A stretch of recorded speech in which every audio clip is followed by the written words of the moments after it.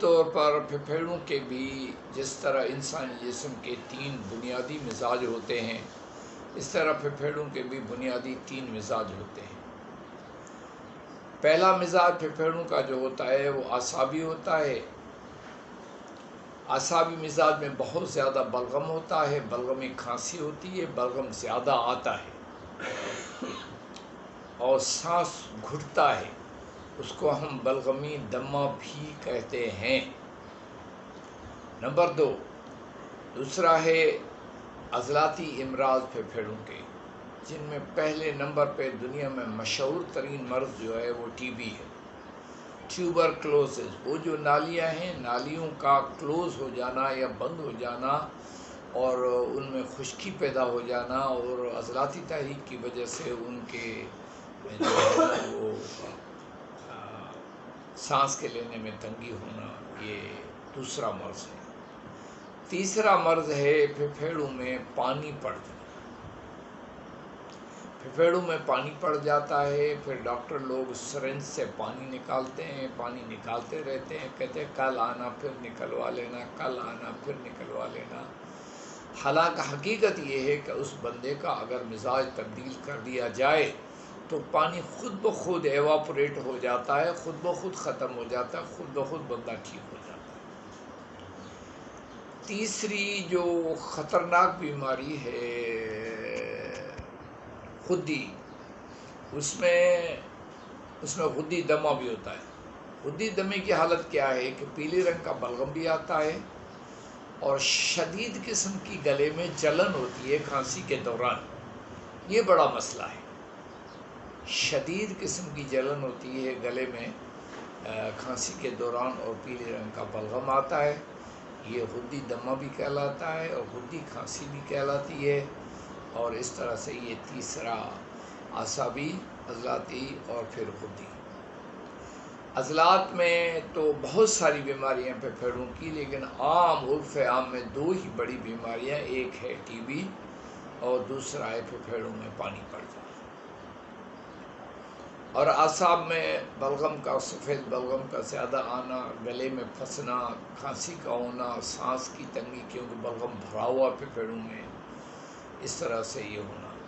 یہ بہت ہی اللہ تبارک تعالیٰ کی کیا بڑی شان ہے کہ اللہ تبارک تعالیٰ نے استاد صاحب دوست محمد صابر ملتانی رحمۃ اللہ علیہ کو یہ علم، لدنی علم عطا فرمایا، اپنی رحمت سے اس کو علم عطا فرمایا کہ ان تینوں مزاجوں کو اتنا آسان کر دیا پھپھیڑوں کے امراض میں کہ فوری طور پر بندہ ٹھیک ہو سکتا ہے۔ پہلی بات، اس کو آپ عضلاتی خدی ملین اگر دینا شروع کریں، بلغمی دمے کو، بلغمی کھانسی کو، بلغم کی زیادتی کو قہوہ چائے کے ساتھ 125 ملی گرام 3 دفعہ دن میں، تو انشاءاللہ العزیز وہ بندہ کچھ ہی وقت میں بالکل ٹھیک ٹھاک ہو جائے گا اور اس کو کوئی بھی تکلیف نہیں ہوگی۔ ایک بات اور وہ یہ ہے کہ کبھی کبھی بلغم 6 نمبر میں جا کے اعصابی خدی تحریک میں جا کر گاڑھا ہو جاتا ہے، ہوتا وہی سفید بلغم ہے لیکن بہت گاڑھا ہوتا ہے، نہیں نکلتا۔ اس حالت میں ہم پھر ایک چھوٹی سی اعصابی دوا بھی دیتے ہیں، وہ ہے اکسیر بادیان۔ آپ اکسیر بادیان اس کو تھوڑا تھوڑا کھانے کے بعد دیتے رہیں تاکہ اس کی جو کھانسی کی شدت ہے وہ کم ہو۔ وہ قہوے کے ساتھ عضلاتی خدی ملین مسائل دیں اور بندہ دیکھیں کہ اس حالت میں کس کنڈیشن میں ہے، کتنی عمر ہے اس کی اور کیا حالت ہے اس کی، اس حساب سے اس کا جو ہے نا وزن طے کریں کہ عضلاتی خدی دوا کا وزن کیا ہونا چاہیے۔ نمبر 2، اب آتے ہیں ہم لوگ عضلاتی مزاج کی بیماریوں پہ۔ عضلاتی بیماریوں میں استاد صابر نے دنیا بھر کو چیلنج دیا تھا کہ اس سے بڑی کوئی دوا لے کے آؤ میرے سامنے، اور وہ تھا تریاق 6۔ میری کتاب میں جدید تریاق 6 کے 3 سے 4 سے 6 نسخے موجود ہیں۔ تریاق 6 جو ہے وہ فل سائز کا کیپسول ہر گھنٹے کے بعد دیں، لیکن جس گھنٹے میں محسوس ہو کہ انسان کو الٹی یا متلی کا ماحول بن رہا ہے تب آپ اسے آگے دوا نہ دیں۔ اب دیکھیں کتنے کیپسول آپ نے دیے، ان کیپسولوں کو 24 گھنٹے میں تقسیم کر کے اس کو کھلائیں، اس کو دودھ دیں، اس کو طاقت کے لیے ٹی بی کے مریض کی دوا کی طاقت کے لیے جو ہے سونف 100 گرام، بادام 100 گرام، سکونیا 10 گرام اور گلقند 1 کلو، اعلیٰ قسم کا گلقند جو ہے وہ 1 کلو۔ اس طرح سے اس کو ڈنڈے پونڈے میں ہر چیز کو الگ الگ رگڑیں، پھر ملا کے رگڑیں تاکہ وہ معجون بن جائے گا۔ وہ پھپھیڑوں کی طاقت کے لیے، سانس کی تکلیفوں کی طاقت کے لیے، جسمانی طاقت کے لیے، پھپھیڑوں کو مضبوط کرنے کے لیے بڑی کمال کی دوا ہے۔ یہ معدے کے نظام ہضم کو بھی ٹھیک کرتی ہے، قبض کو بھی ختم کرتا ہے، اور یہ بڑے باکمال دوا ہے۔ اور دیکھتے دیکھتے اس بندے کا جس کا وزن گر گیا، چارپائی بھی پڑا ہے، آپ حیران ہوں گے کہ اس کا وزن بھی بڑھنا شروع ہو جائے گا انشاءاللہ۔ اب ہم آتے ہیں پھپھیڑوں میں پانی پڑنے کے مسئلے پہ۔ تو پھپھیڑوں کے پانی پڑنے کے مسئلے میں 2 حل ہیں، ایک علاج قادم ہے اور ایک علاج رادع ہے۔ رادع علاج میں آپ اس کو پیچھے لے جائیں گے، اس کو اکسیر بادیان اور تریاک 6 دیں گے، انشاءاللہ اس سے بھی اس کو فائدہ ہوگا، بہت 1 گھنٹے کے اندر فائدہ دیکھنے میں نظر آئے گا۔ نمبر 2 جو قادم علاج ہے وہ یہ ہے کہ آپ اس کی تحریک کو تکمیل کے لیے ملین عضلاتی خدی ملین یا مسہل جو ہے وہ تھوڑا تھوڑا کر کے دینا شروع کریں، آپ حیران ہو جائیں گے پانی غائب ہو جائے گا۔ اور یہ ایک اور اصول بھی میں آپ کے سامنے بیان کر دوں کہ جب پیٹ میں پانی پڑ جاتا ہے اس وقت بھی اگر آپ عضلاتی خدی ملین کو خاص طریقے سے عقل مندی سے قہوہ چائے کے ساتھ دیں، اس کو کھانا کم کریں، اس کو دلیے جیسی چیز دیں جس سے اس کا پیٹ بند نہ ہو، اس کو پخانہ کھل کر آئے، آپ حیران ہوں گے پیٹ کا پانی بھی چھوڑے۔